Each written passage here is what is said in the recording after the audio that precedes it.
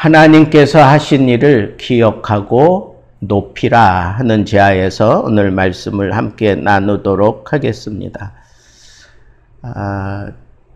상당히 욥을 심각한 상황으로 몰고 가던 엘리후가 그 톤을 상당히 부드럽게 낮추고 이제는 위로하고 권면하는 그런 입장을 취하면서 특별히 오늘은 이 하나님께서 하신 일에 대해서 기억하고 그를 높이라는 거죠. 왜 그래야 되는가?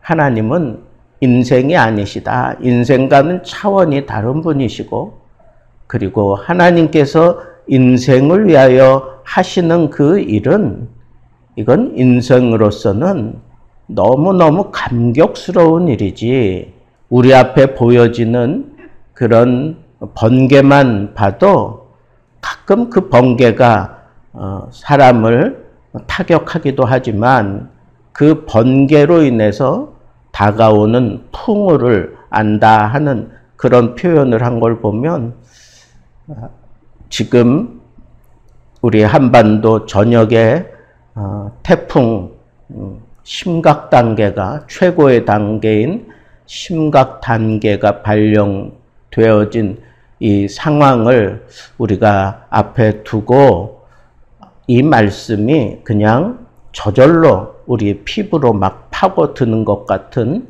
그런 생각이 듭니다. 하나님께서는 이렇게 이 자연의 모든 현상을 통해서 사람들을 심각한 상황으로 몰고 가기도 하시는, 심판을 행하기도 하시고, 이 놀라운 하나님의 이 자연을 섭리해 가시는 이 놀라운 일들을 통해서 우리 인간들에게 아주 풍성함을 베풀어 주시는 이런 모든 일, 이것은 전적으로 하나님의 섭리의 문제지 우리가 거기에 대해서 왈가왈부할 수도 없는 그런 상황이다라고 하는 이 사실을 우리가 생각하고, 이런 심각한 위기 상황이 예상되어지면 과연 우리는 무엇을 해야 되는가? 그것은 바로 엘리후가 권면하고 있는 말씀 그대로 정말 하나님이 행하시는 이 일을 높이고, 그리고 기억하고, 그리고 하나님을 궁극적으로 찬송하라 하는 겁니다. 어떤 상황이 우리 앞에 펼쳐지더라도 하나님의 섭리를 우리는 인정하고 높이고 믿고 하나님을 찬송해야 되는 것이 그게 인간의 본분이다라고 하는 것을 엘리후가 얘기하는 겁니다. 그러니까 엘리후의 이 말은 욥을 겨냥한 것과 세 친구를 겨냥한 이 모든 상황이 다 들어있다고 볼 수가 있습니다. 그래서 이 엘리후가 젊지만 상당한 식견을 가지고 있고 하나님에 대해서도 상당히 깊이 연구했던 사람이긴 합니다. 그래서 그의 다루는 문제는 욥과 그 세 친구들 사이에 심각한 문제들, 대두되었던 그 모든 문제들, 그것을 겨냥하여 풀어내는 그런 열쇠가 되는 부분도 없잖아 있고, 또 그러면서도 어쩔 수 없는 그런 한계에 부딪혀 있는 엘리후의 주장도 우리는 함께 살펴볼 수가 있습니다. 자, 하나님이 행하시는 이 모든 일, 그 섭리하시는 일에 대해서 우리는 어떻게 하며 살아가야 될까 하는 그런 귀한 깨달음도 우리가 가질 수 있습니다.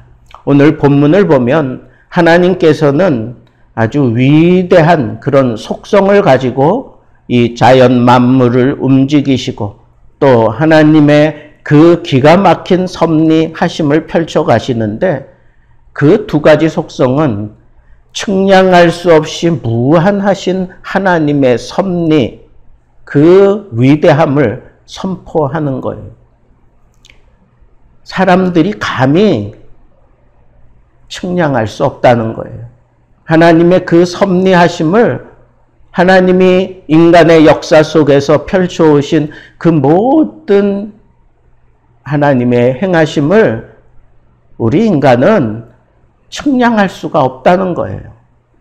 그 측량할 수 없는 일의 백미는 무엇보다도 그 아들, 독생자, 하나밖에 없는 아들 예수를 이 땅에 그리스도로 보내시고 저주받은 십자가에 달아서 인생을 위한 구속의 길을 열어주셨다라고 하는 이 사실을 우리가 생각해 볼 때, 하나님은 정말 독자까지도 아끼지 아니하시고 인간들을 위해서, 이 부덕이만도 못한 인간들을 위해서 그 고귀한 아들을 희생시키는, 하나님이 먼저 우리를 사랑하시기 때문에 우리에게 소망이 생겨나고 구원의 길이 열려지는 이런 놀라운 일들을 행하신 그 하나님의 섭리하심을 어찌 인간이 인간의 생각으로, 인간의 마음으로 헤아릴 수가 있겠느냐 하는 거예요. 두 번째는 하나님께서 온 우주를 주관하시며 공의롭게 이 온 우주를 통치하시고 운행해 가시는 능력의 하나님이다, 그런 얘기예요. 우리가 별이 쏟아지는 산꼭대기에 올라가서 밤에 누워 있으면 그 별들이 우리한테 말하는 것 같아요. 이 많은 별을 누가 지었는지 아느냐? 이 많은 별이 지금 누구를 위하여 빛을 발하고 있는지 아느냐? 그저 달 하나 정복했다고 인간의 지혜와 인간의 이성이 뭐 최고인 것처럼 그렇게 막 기고만장하는 인간들을 향하여 여전히 높은 곳에서 몇 억 광년의 빛을 비춰주며 이 조그만 지구에 하나님의 그 창조 솜씨에 빛이 이르게 하는 이런 놀라운 일들을 우리가 잠시만 생각해 봐도 그 하나님의 무한하신 능력을, 그 하나님의 그 통치하시고 섭리해 가시는 그 능력을 어찌 인간들이 헤아릴 수 있겠느냐 이거예요. 그 능력을 우리가 어찌 하나님 앞에서 찬양하지 않을 수 있겠느냐. 섭리하시는 하나님, 그리고 능력이 많으신 하나님, 이 두 가지 속성을 가지고 우리 인간들을 하나님의 뜻대로 섭리해 가시는 하나님을 우리가 놓쳐서는 안 된다 하는 것입니다. 엘리야는 욥과 세 친구를 향해서 각각 이 하나님 앞에서 입을 다물고 잠잠하라 하는 그런 차원에서 말씀을 펼친 겁니다. 그러면서도 하나님의 주권을 최고로 높여놓고 인생의 그 연약함과 그 무지함을 그냥 몸소 느낄 수 있도록 아주 멋진 그런 말솜씨를 뽐내고 있는 것을 오늘 본문을 통해서 알 수가 있습니다. 엘리후가 이 능력이 많고 무한하신 하나님의 섭리 앞에 인간이 보여주어야 될 마땅한 자세가 뭔가? 그건 하나님 앞에 순종하라는 것. 하나님이 어떤 일로 우리에게 행하시든지 하나님의 섭리를 생각하고 견디고 그리고 이겨낼 뿐 아니라 무조건 찬양하고 하나님께 순종하라. 그게 인간의 마땅한 도리다라고 그렇게 얘기를 하고 있습니다. 하나님의 주권적 권능 앞에서 지극히 연약하고 허물 많은 인간은 오직 하나님 앞에 겸손해야 할 뿐이고 하나님이 행하신 일들을 보며 찬송하는 일, 그것이 인간의 마땅한 도리다라고 하는 것을 우리에게 깊이 증거하고 있습니다. 그렇습니다. 우리는 하나님의 주권을 믿는 사람들입니다. 그가 공의롭게 그 주권을 펼치실 것을 우리는 믿습니다. 그리고 그 주권을 발휘하실 때 온 우주 만물을 통해서 인간들을 이롭게도 하시는가 하면 인간에게 심판도 가하신다고 하는 이 사실을 그 하나님의 깊은 섭리 가운데서 우리가 바라보면서 저는 우리 앞에 당면한 이 문제, 이 태풍의 문제를 생각하며 과연 하나님은 이렇게 생각지 않게 태풍이 이 한반도를 관통하게 하시는 하나님의 섭리는 무엇일까? 그 어느 때보다도 아주 강력하게 점점 힘을 키우면서 한반도를 관통한다고 그렇게 뉴스에서 떠들어대고 있는데 감히 상상치도 못할 만한 그런 심각한 상황이 우리 앞에 펼쳐질 것 같은데 독수리가 중국을 강타했을 때 북경이 완전히 물바다가 된 상황을 보고 우리는 저마다 하나님의 심판이 임했다라고 그냥 툭툭 내뱉었는데 과연 그런 일들이 우리 앞에 펼쳐지게 될 때 우리는 어떻게 생각해야 할까? 하나님이 정말 이 한반도를 심판하시는 건가? 그렇다면 하나님 앞에 우리는 어떤 자세를 취해야 할까?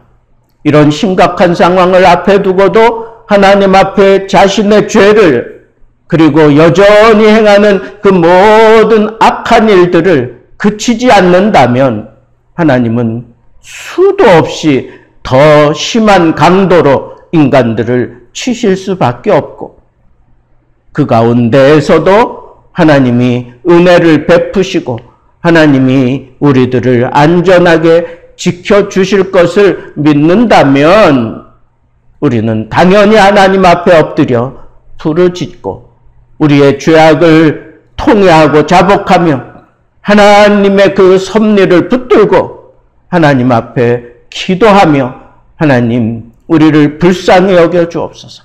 하나님 이 태풍의 진로를 바꾸시고 하나님의 백성들이 기거하고 있는 이 땅을 하나님 긍휼히 여겨 주옵소서.